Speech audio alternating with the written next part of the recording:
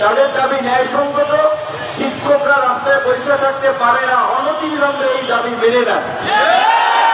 এই কথাটা যদি সবাই বলে, এক সপ্তাহের মধ্যে আপনাদের দাবি দেওয়া যায়।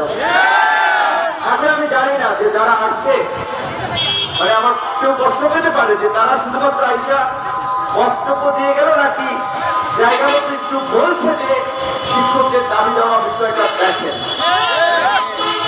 এই সরকারের আসার পরেও বেশ কিছু আপনার সিদ্ধান্ত নিয়েছে। আগের সরকার অনেক সিদ্ধান্ত বাতিল করেছে, গণবিরোধী সিদ্ধান্ত, এবং সবচেয়ে আলোচিত এবং সবচেয়ে চর্চিত যে বিষয়গুলো যে আমরা বলছি গণ অভ্যুত্থানের পরে আমরা একটা নতুন বাংলাদেশ বিনির্মাণ করতে চাই। তো নতুন বাংলাদেশ বিনির্মাণ করবে কে, কারা, কোথা থেকে? নতুন বাংলাদেশ বিনির্মাণ করতে হলে মানুষের মধ্যে সেই মূল্যবোধটা জাগ্রত করা দরকার। পরিপূর্ণ বয়স্ক মানুষ যেই প্রজন্মটা এক্সিস্ট করে তাদের মাথা ঘুরানো খুব ডিফিকাল্ট, কিন্তু যারা কোমলমতি শিক্ষার্থী যারা গড়ে উঠতেছে তাদেরকে যদি আমরা নৈতিক আদর্শিক মূল্যবোধ, ধর্মীয় মূল্যবোধে গড়ে তুলতে পারি, তাহলেই কেবল আগামী নতুন বাংলাদেশ।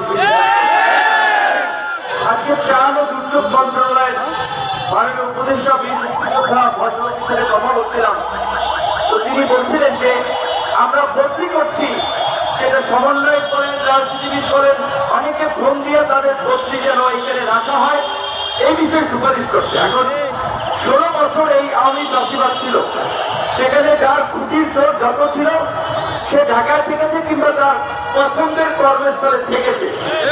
এখন ওইখানে এমন মধু তারা পেয়েছে, ওইখান থেকে আর তারা যেতে চায় না। সবার কমন কিছু কথা, মায়ের অসুস্থতা, বাবার অসুস্থতা, বাচ্চা কাচ্চা দেখভাল করতে চাই, এই জন্য সে ওইখানে থাকতে চায়। অরিজিনালি এইগুলা দু একটা কেস হতে পারে, ম্যাক্সিমাম ধান্দাবাজির কেস। আমার অফিসে অনেকে আসে আর পরিষ্কার হয়ে বলি, ভাই ভর্তির অথরিটি আমি না। নতুন একটি সরকার গঠিত হয়েছে, তারা ভর্তি করবে, প্রশাসনকে ঢেলে সাজাবে, তারপরে তারা একটা দক্ষ প্রশাসন এবং একটা সক্রিয় এবং গতিশীল রাষ্ট্র ব্যবস্থার দিকে যেতে পারবে। পুরো রাষ্ট্র ব্যবস্থা কার্যত এই 5 মাসেও এখন পর্যন্ত স্থবির অবস্থা। এখন আপনারা শিক্ষক মানুষ, আপনারা আন্দোলন করছেন, শ্রমিকরা বিভিন্ন জায়গায় আন্দোলন করছে, অনেক জায়গায় এই ধারাবাহিক আন্দোলনের ফলে রাস্তাঘাটে যানজট সৃষ্টি হচ্ছে, মানুষের ভোগান্তির সৃষ্টি হচ্ছে। এখন অনেক জায়গায় পুলিশকে দিয়ে ক্লিয়ার করে রাখবে রাস্তা। এখন শ্রমিকদের